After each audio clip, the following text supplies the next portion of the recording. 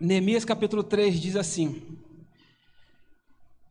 Então o sumo sacerdote Eliasibe e outros sacerdotes começaram a construir a porta das ovelhas.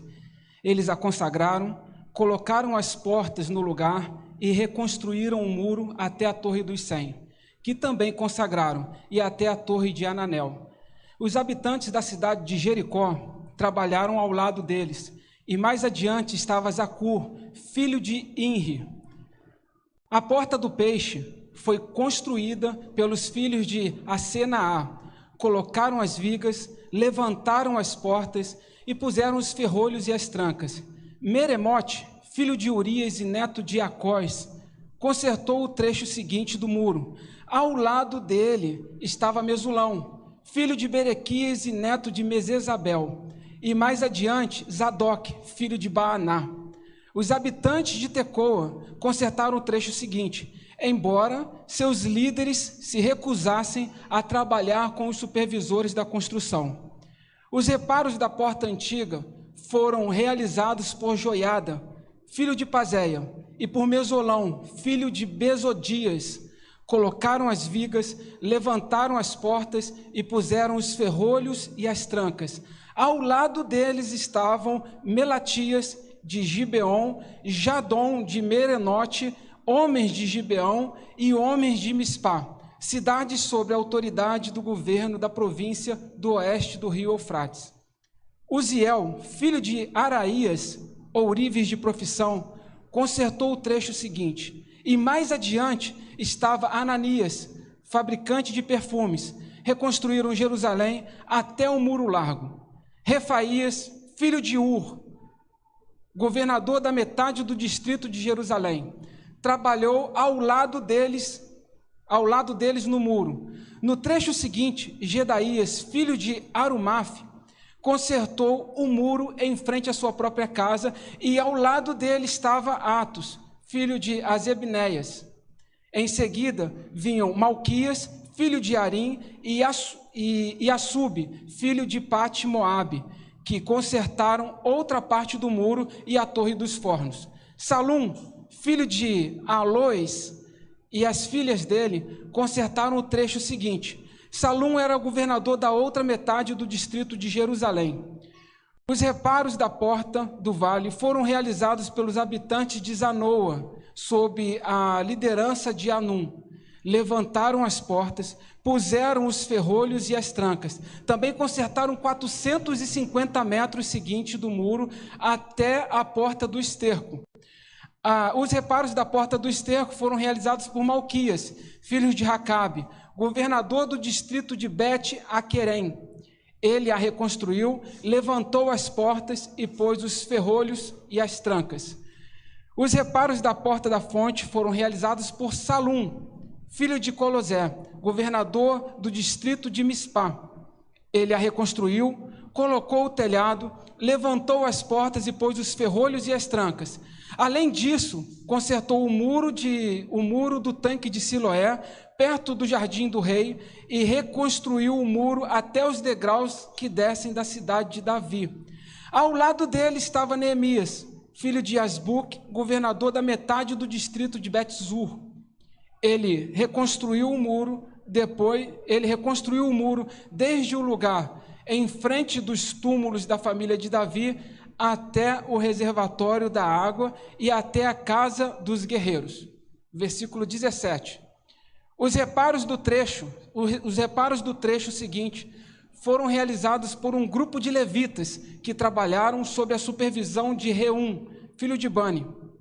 Depois deles vinha Asabias, governador da metade do distrito de Keila, representando seu distrito. No trecho seguinte, trabalharam seus parentes, liderados por Binui, filho de Enadad, governador da outra metade do distrito de Keila. Ézer, filho de Jesua, governador do distrito de Mispá, consertou o trecho seguinte do muro, desde o lugar em frente à subida para a casa das armas até a esquina do muro.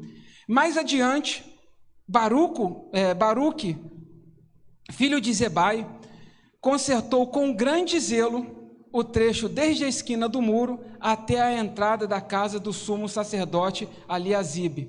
Meremote, filho de Urias e neto de Acós, reconstruiu o trecho do muro desde a entrada da casa de Eliasibe até o fim da casa. Os reparos do trecho seguinte foram realizados pelos sacerdotes, que moravam ao lado da cidade, ao redor da cidade.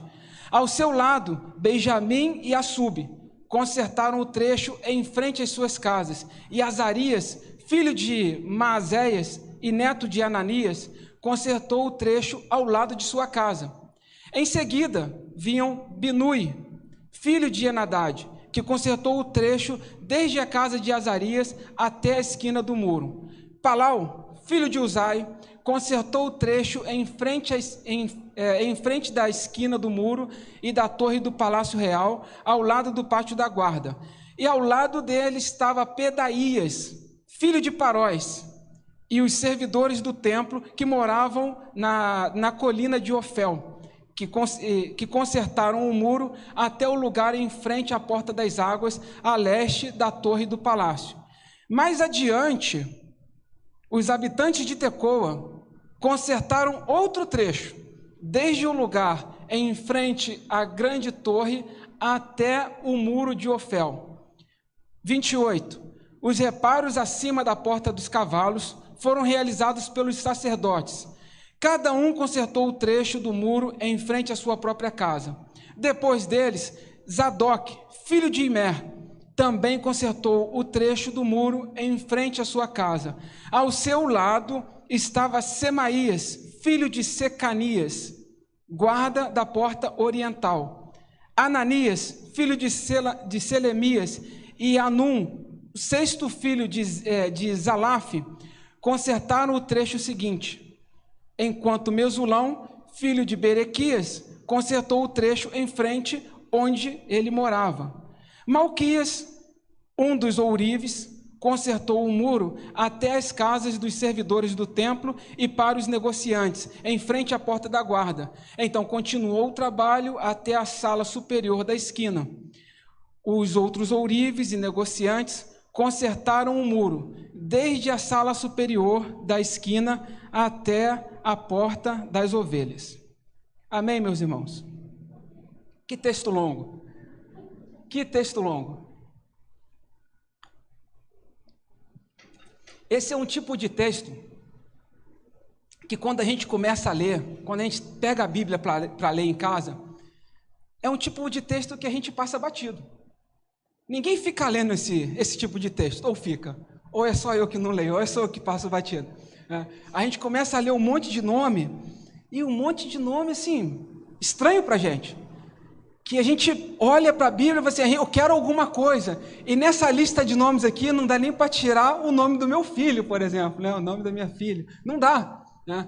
O que a gente pode extrair desse texto? Pastor André, que desafio que foi me dado essa semana. Quando o senhor falou o capítulo 3 para mim, eu falei assim, meu Deus.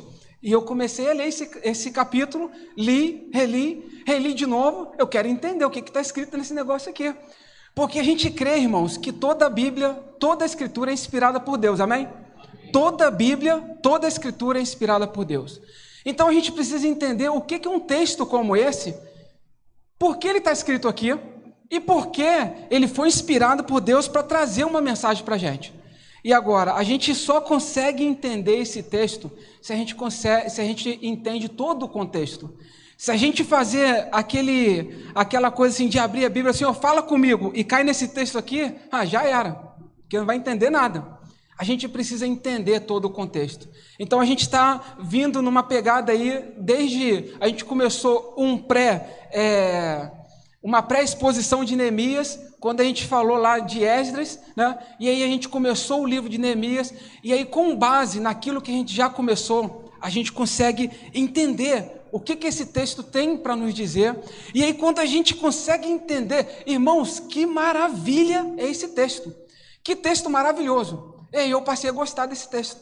Né? Eu passei a olhar esse texto com os olhos mas muito diferente quando eu li a primeira vez que não tinha entendido nada, quando eu li a segunda vez e não tinha entendido nada, quando eu li a terceira vez e não tinha entendido nada, e aí eu precisei de várias leituras para poder entender. Mas o que está acontecendo aqui, antes de chegar nesse texto?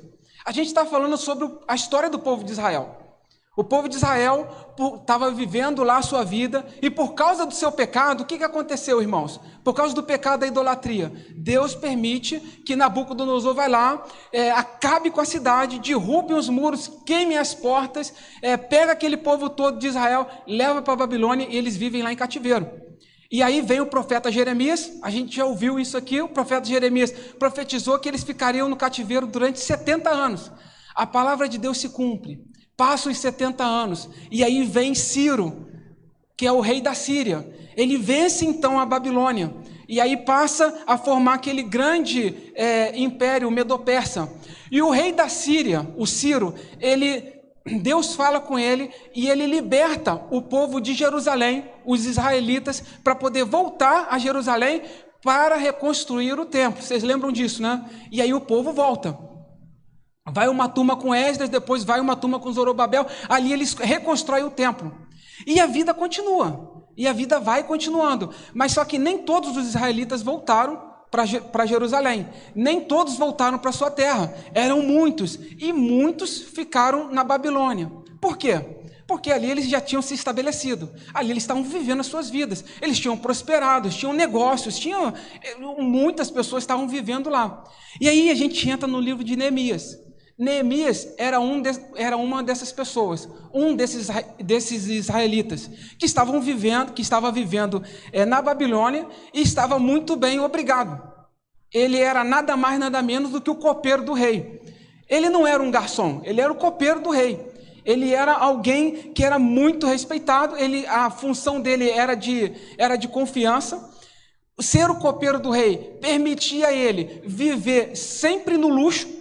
Ele tinha as melhores roupas para poder estar na presença do rei, ele frequentava o palácio do rei, ele comia a comida do rei, e aí Neemias, um desses israelitas, ficou na Babilônia e estava lá, até que um dia chega Anani, que é um dos irmãos de Neemias, junto com o pessoal lá de Judá, chega até ele para visitar ele. Ele estava numa cidade chamada Suzã, uma cidade de veraneio do rei Artaxerxes, imagina. Neemias está lá vivendo numa boa, recebe a visita do pessoal, e ele faz aquela pergunta: como que está o pessoal que voltou para Jerusalém? Como que está Jerusalém? E aí ele é informado que Jerusalém está um caos, que as coisas lá não vão bem. E aí o que acontece? Jerusalém que havia sido destruído há uns 140 anos atrás, mais ou menos, Jerusalém que tinha sido toda tomada e toda destruída por Nabucodonosor há quase 140 anos, agora ela ainda estava debaixo de escombros. Os muros tinham sido quebrados, as portas tinham sido queimadas pelo fogo, o povo estava entregue à pobreza, o povo estava entregue à miséria e ao desprezo. Essa foi a notícia que Neemias recebeu. E para piorar a situação, além disso, o povo que estava lá em Jerusalém, sem muros, sem paredes, sem as portas, eles estavam completamente desprotegidos, eles ainda estavam rodeados, cercados por inimigos, que ficavam zombando deles o tempo todo. A gente, irmãos, está falando de mais ou menos uns 100 anos, aquelas pessoas que nasceram ali com os muros já destruídos, que já nasceram pós-Babilônia, que nunca tinha visto Israel ser uma grande nação, uma potência. Aquelas pessoas estavam vivendo aquela situação. E aí Neemias recebe então essa notícia. E aí o que Neemias faz? Neemias, ele sente aquela situação, e ele, então, aí a gente entende que Neemias, ele recebe um chamado de Deus. Deus chama Neemias para poder mudar essa história. E aí é uma coisa fantástica, porque Neemias, ele entende que ele tem essa missão. Neemias, ele toma todas as medidas necessárias com Deus e com o rei Artaxerxes para poder atender o seu chamado. Quais medidas foram essas? Os irmãos lembram? Neemias vai, ele entende aquela notícia, ele recebe aquela notícia, ele vai orar e vai jejuar. até o momento em que ele toma uma posição de ir até o rei.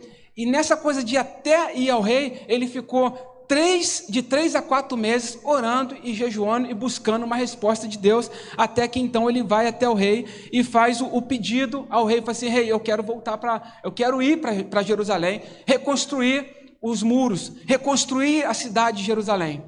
E para surpresa de Neemias, o rei concede tudo que ele pede, tudo, e ainda dá mais.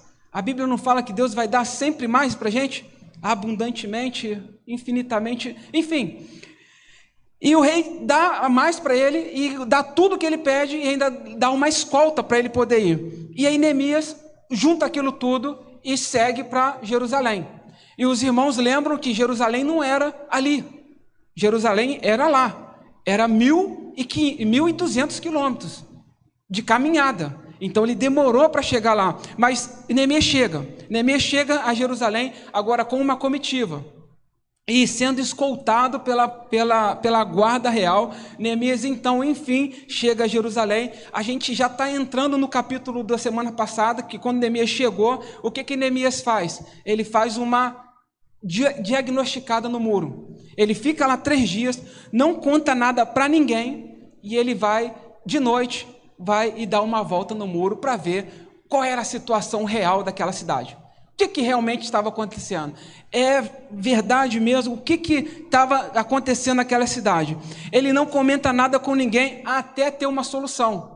E aí ele fica quieto, ele fica, acredito eu, que orando, tentando buscar uma estratégia para poder resolver aquela situação.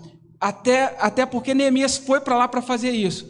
Aí então, depois que ele tem uma solução, aí que ele vai falar para o povo. Aí ele conclama a liderança de Jerusalém, ele chama o povo e diz o seguinte: é agora, pessoal, chegou o momento. Imagina, Neemias chegando para a liderança, chegando para o povo e falando assim: é agora, pessoal, chegou o momento, vamos nos unir, vamos nos empenhar.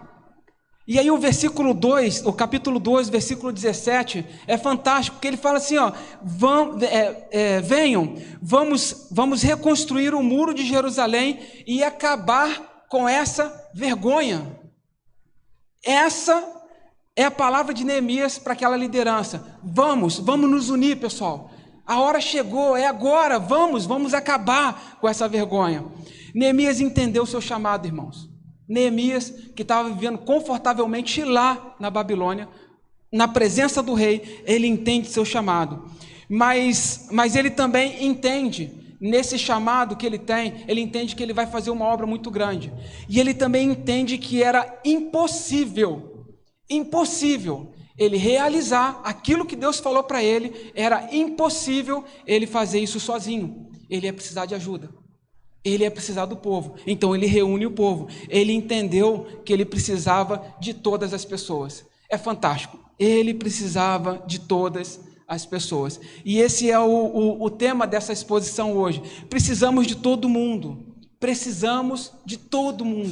E o que Neemias vem e fala aqui. Agora, qual era a motivação no coração de Neemias? Por que Neemias foi para lá? Por que Neemias largou o seu conforto?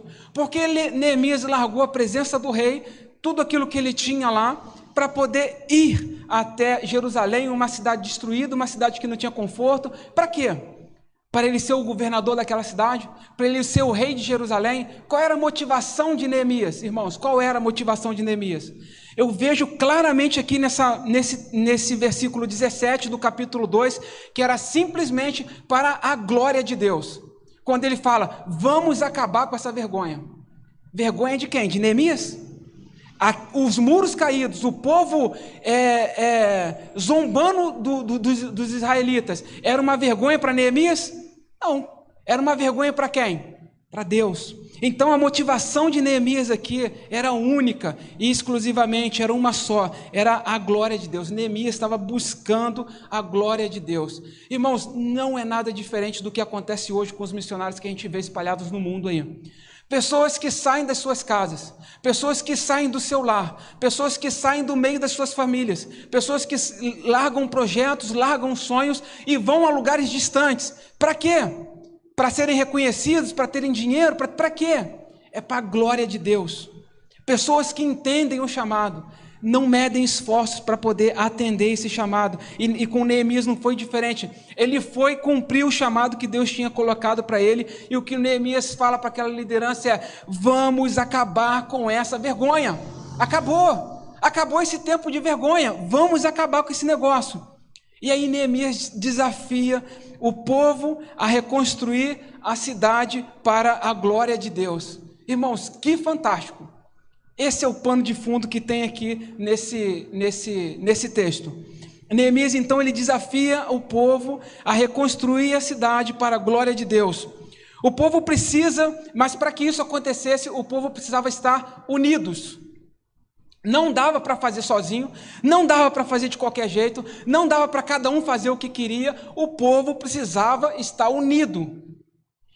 E se a gente quer ver a glória de Deus nesse tempo, irmãos, pós-pandemia, no meio da pandemia, em qualquer momento, em nossa igreja, e se a gente quer ver a glória de Deus, a gente precisa estar unidos, a gente precisa um do outro, assim como a gente vê acontecendo aqui nesse texto aqui. A glória de Deus vai manifestar quando a sua igreja, quando o seu povo se une para atender o chamado de Deus com um único só objetivo.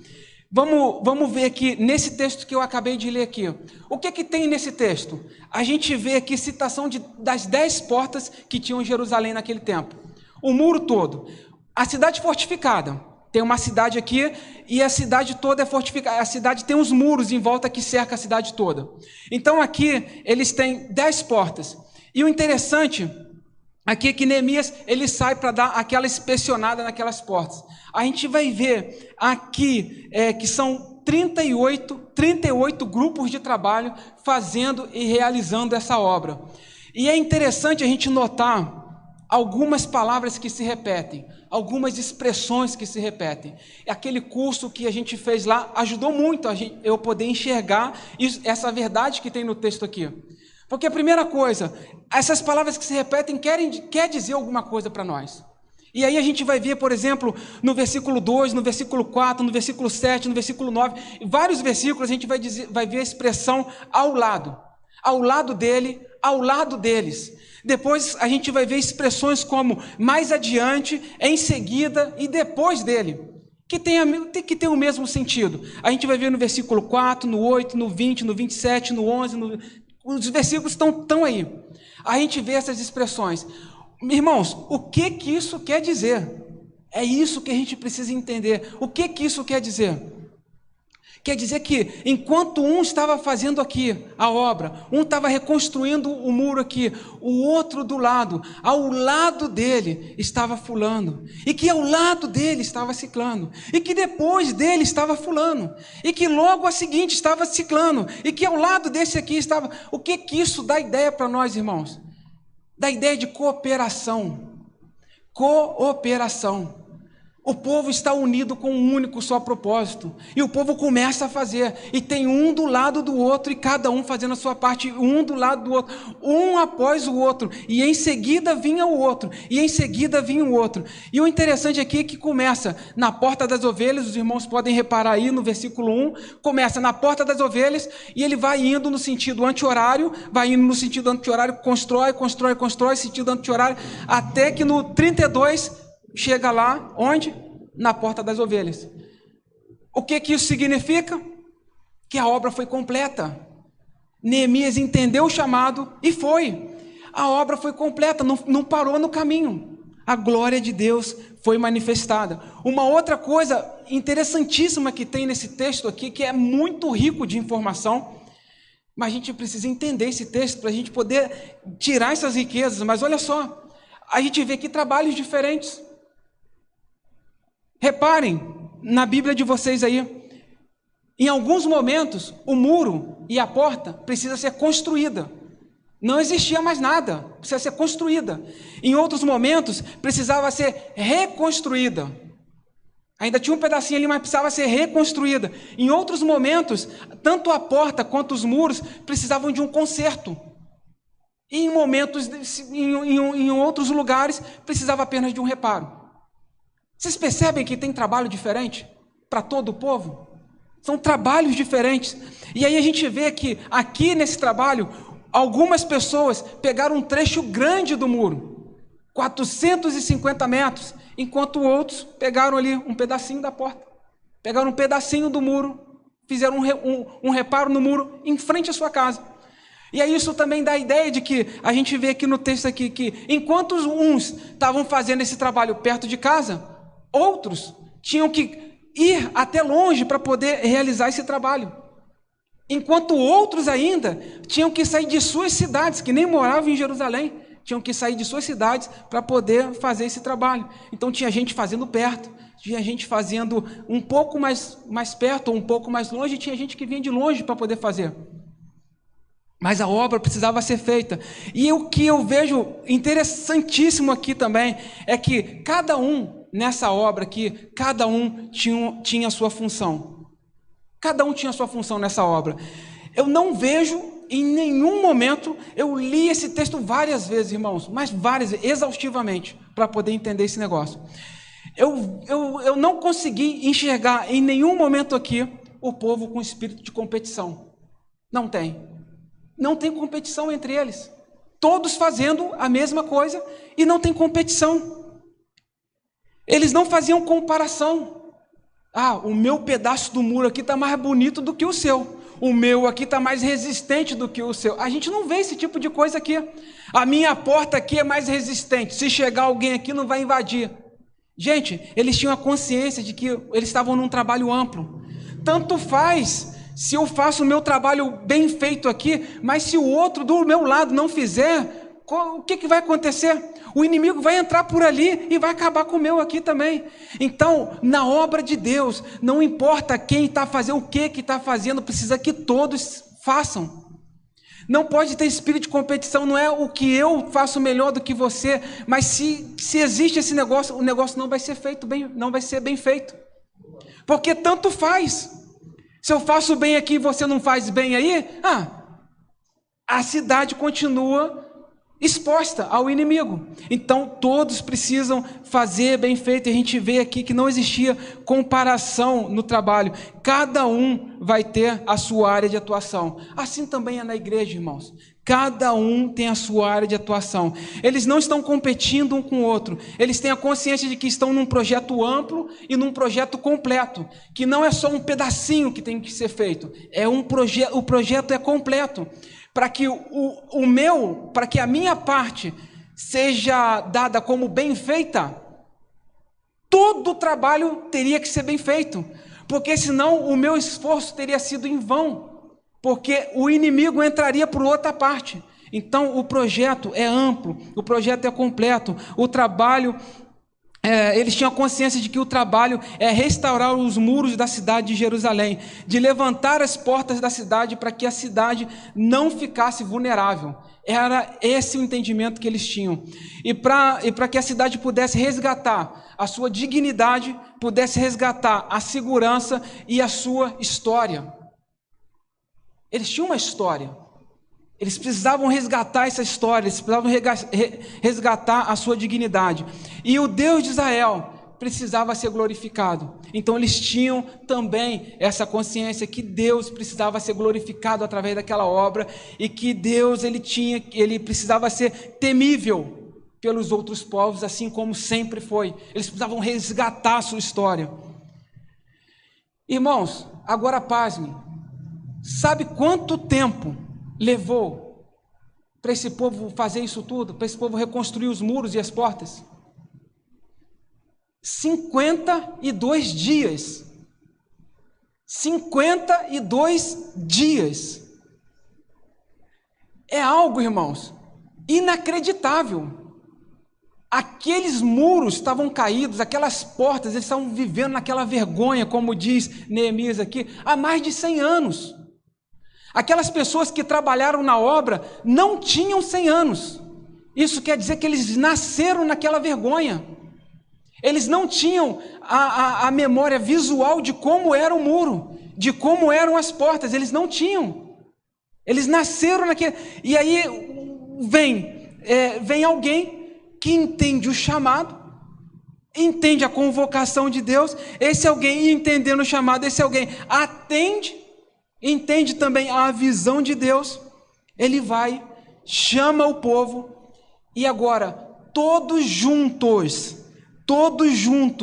vão e fazem a obra que era impossível, eles fazem em 52 dias, algo que era impossível, eles fazem agora em 52 dias, aquele negócio estava lá há mais de 100 anos destruído, e agora todos juntos fazem em 52 dias, irmãos, temos tantos desafios aqui como igreja nesse tempo, tantos desafios como igreja, a gente está vivendo um momento único da nossa história.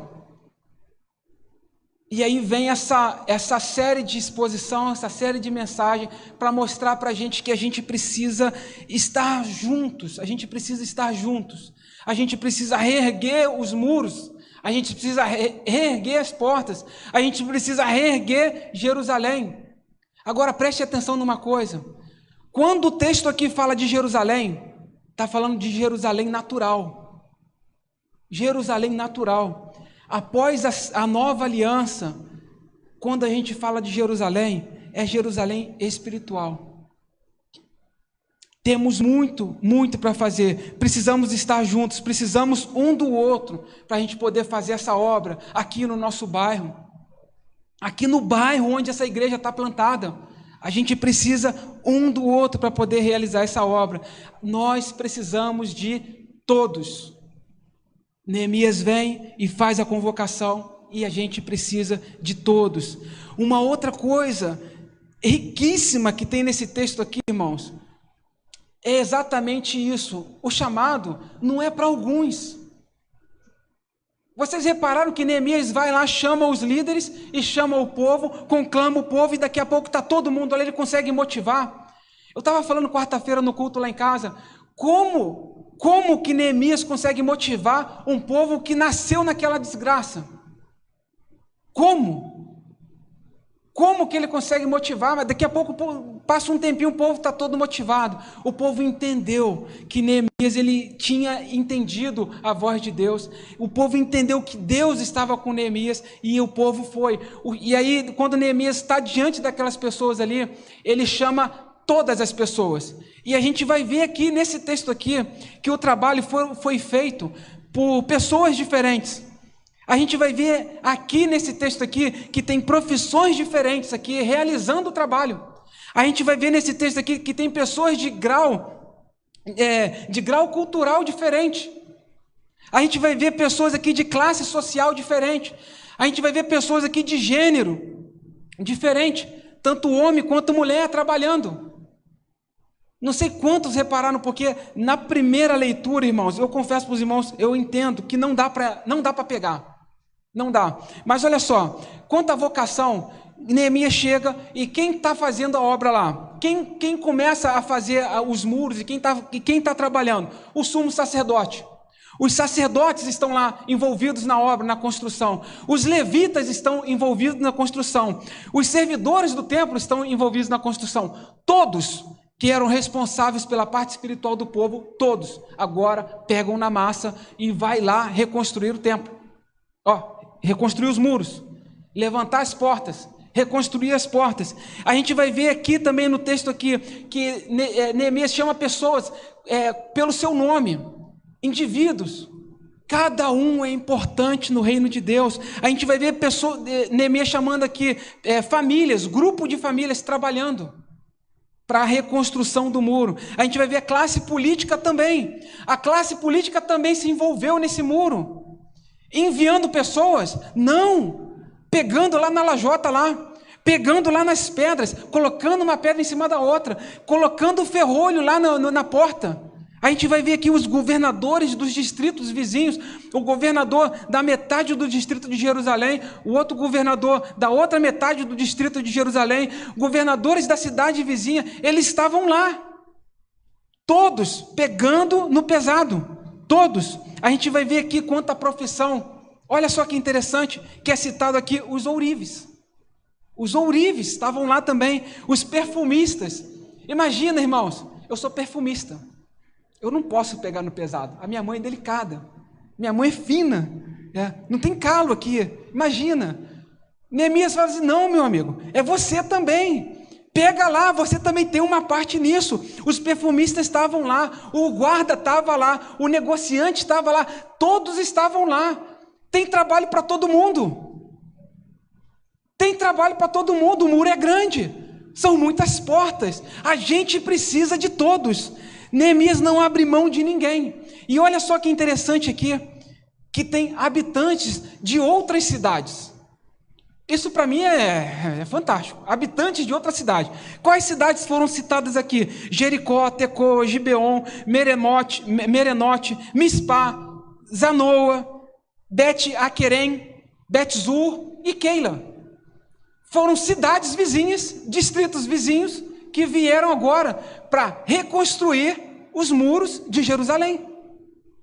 Isso é interessantíssimo. E aí, por último aqui que eu quero citar, que estavam lá trabalhando também, eram as mulheres. Aí, mulheres, vocês estavam lá também. E lembra que a gente está falando aqui era o que? Era 400 anos antes de Cristo aqui, pastor? Era mais ou menos isso. A gente está falando de 2.400 anos atrás, tá? Um tempo que esse tipo de trabalho aqui definitivamente não era um trabalho feminino. Não era. Mas as mulheres estavam representadas lá também. Tem pedaço para mulher também. Não sei quantos repararam aqui, mas vocês sabem quais mulheres que foram para lá? As filhas do governador. As filhas do governador, não foi peão não, gente. As filhas do governador, todos então estavam empenhados nesse trabalho. Era rico, era pobre, era homem, era mulher. Todos estavam juntos fazendo esse trabalho. E todos eles precisam um do outro para poder realizar, porque não basta um fazer bem aqui se o outro não faz. E eles sabiam que eles precisavam um do outro. Agora, sobre as pessoas que moravam em outra cidade, o que é interessante para mim e que eu fiquei pensando nisso, por exemplo, eles poderiam pensar assim, mas eu não moro em Jerusalém, por que eu deveria ir lá construir o muro? Por quê? Esse muro não vai me proteger, esse muro não vai proteger minha família, eu não tenho nada com isso. Isso é problema de vocês aí que moram em Jerusalém. Eles poderiam ter pensado assim, não poderiam? Quantos de nós não pensariam assim? Isso é problema teu? E deixa eu seguir a minha vida aqui. Eu estou vendo um caos aqui do lado aqui, mas vou fingir que não estou vendo e vou seguir a minha vida? Essas pessoas de outras cidades poderiam muito bem ter falado isso. Esse muro não é para proteger a minha família, não é para proteger a minha casa, não é para proteger aqueles que eu amo, então isso não é responsabilidade minha. Eles poderiam ter pensado. Mas aqui Deus mostra claramente que várias cidades estavam envolvidas. Mas por que está envolvida aqui várias cidades? Porque Deus escreve aqui para a gente ler hoje, que tinham várias pessoas aqui, várias cidades. Aqui Deus coloca um princípio que a gente precisa entender. Os muros, irmãos, que Deus está falando aqui, é que os muros eram para proteger Jerusalém. Eles estavam certinhos. Sim, os muros não é para proteger Tecoa, os muros não é para proteger Jericó, não, os muros não é para proteger Keila, não, os muros, sim, é para proteger Jerusalém. Agora, qual é o princípio que Deus está querendo ensinar aqui para o povo? Jerusalém era o local da adoração a Deus. Jerusalém era o local da adoração a Deus. Aí ele poderia falar assim, mas eu não moro aqui, então tanto faz.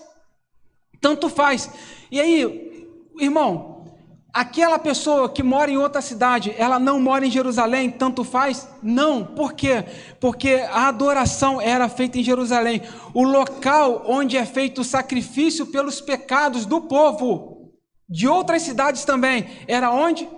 Era em Jerusalém. Jerusalém não fortificada, se eles não fossem para lá reconstruir aqueles muros, a Jerusalém não fortificada, qual era a implicação que tinha para a vida daquelas pessoas que viviam em outras cidades? Qual era? Eles não teriam um lugar para adorar a Deus. Eles não teriam um lugar para prestar sacrifício a Deus. Eles não teriam um lugar para poder receber a bênção de Deus.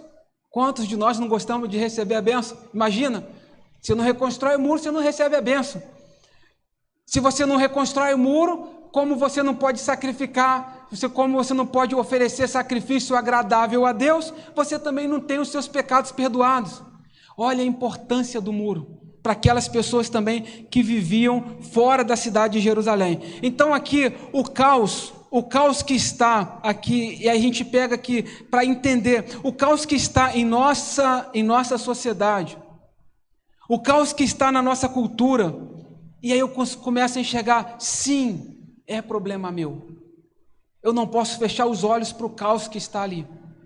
O caos que está na nossa sociedade, o caos que está na nossa cultura, sim, é problema meu. Por quê? Porque tudo que diz respeito ao reino de Deus é problema meu.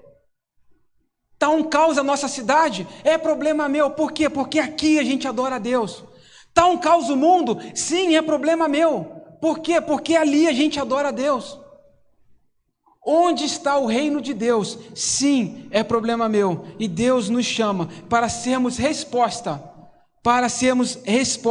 E para que a gente possa ser resposta, a gente olha para esse texto aqui e a gente vê que o povo, quando se uniu, quando o povo estava junto, quando o povo não teve aquela coisa de rivalidade entre eles, e competição e comparação, quando o povo estava realmente junto com o mesmo propósito, o povo conseguiu.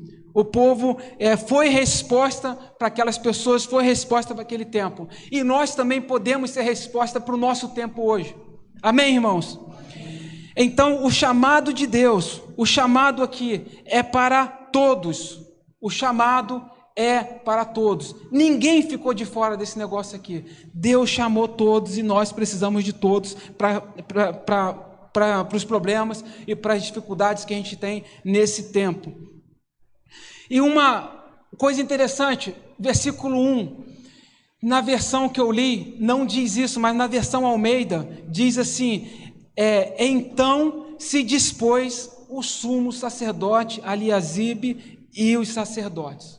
E aí continua o texto.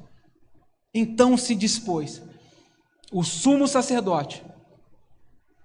A obra começou, versículo 1, Neemias vai lá, motivo pessoal, e está todo mundo agora empenhado, e agora a obra vai começar. E quem começa a obra, quem dá o pontapé inicial na obra, irmãos? Quem?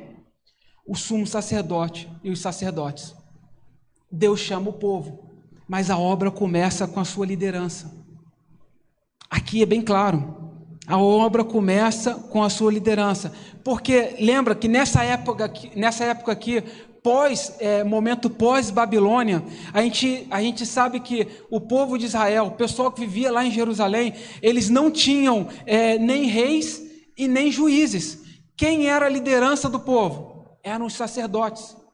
Os sacerdotes eram que conduzia o povo, os sacerdotes eram que era a liderança do povo. E eles e o sumo sacerdote, eles começam a reconstruir o quê?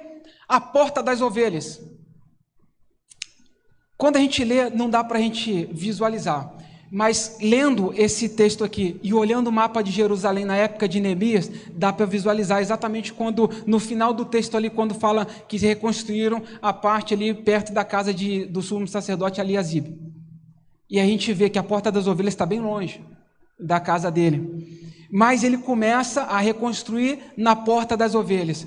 Por que começar a obra na porta das ovelhas? A porta das ovelhas era a porta que era a passagem dos animais a serem sacrificados no templo. Então eles vão lá, eles reconstroem a porta das ovelhas.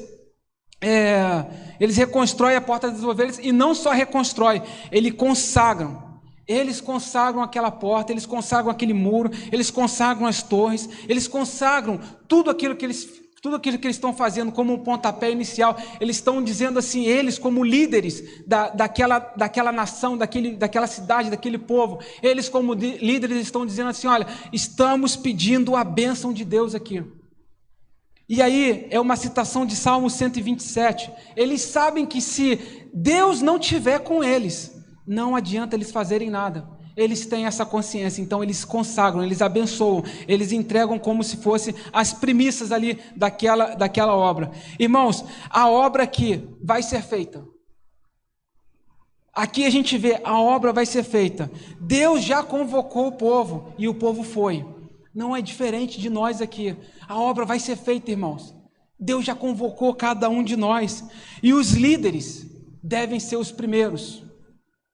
Os líderes devem ser os primeiros, por quê? Precisam dar exemplo. Você que é líder, a palavra é para você.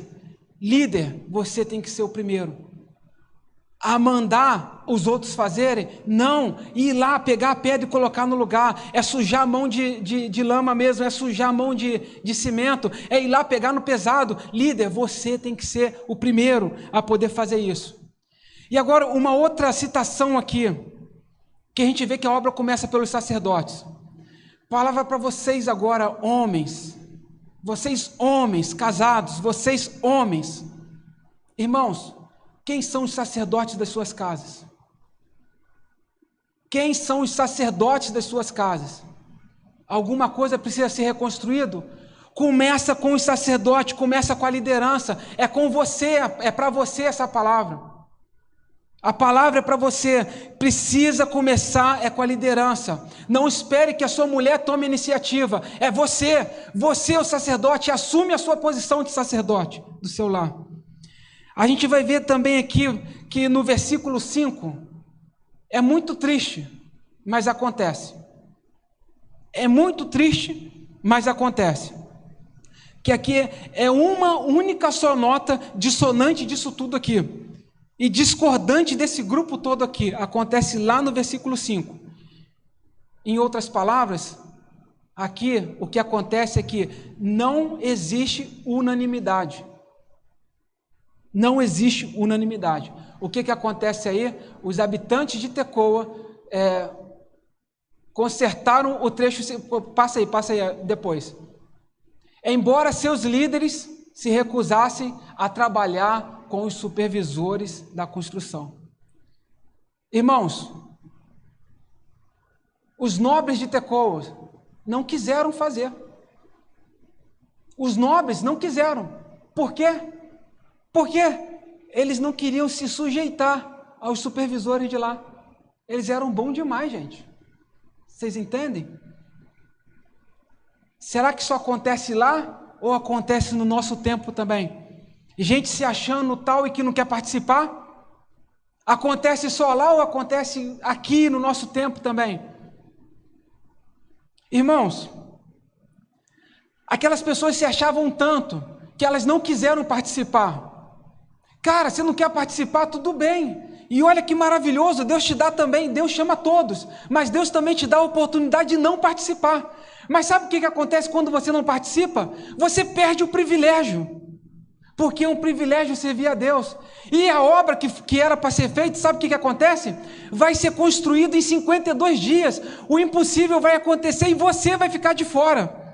Essa foi a palavra para aqueles irmãos lá de Tecoa, aqueles nobres de Tecoa. Gente, os nobres, quanto aqueles nobres poderiam contribuir, quanto aqueles nobres poderiam doar, quanto aqueles nobres poderiam fazer bom para aquele lugar ali.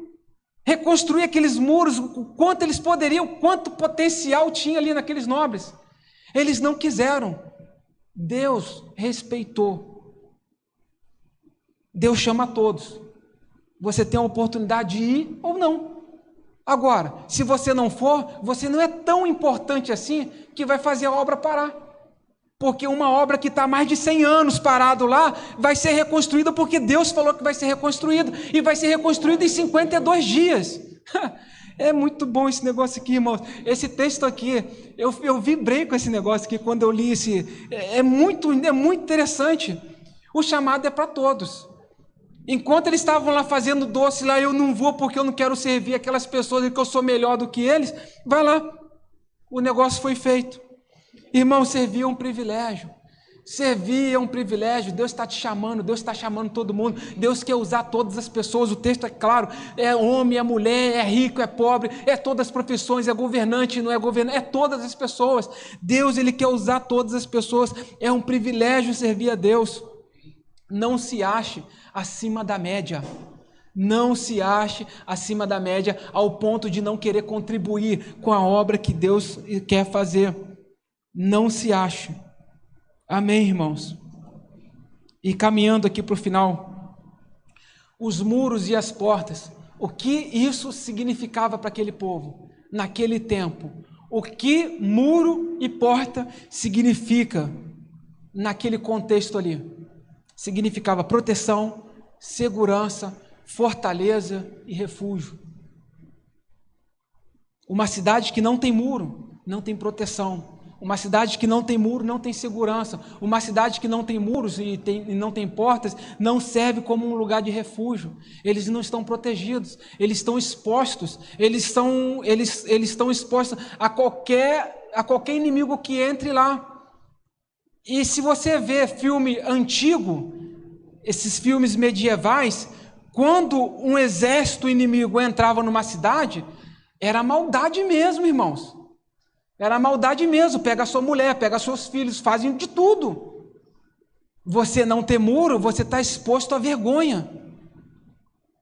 Por isso que Neemias chega lá e fala: vamos acabar com essa vergonha. As portas e os muros de Jerusalém eram uma vergonha. Não ter muro e porta era uma vergonha.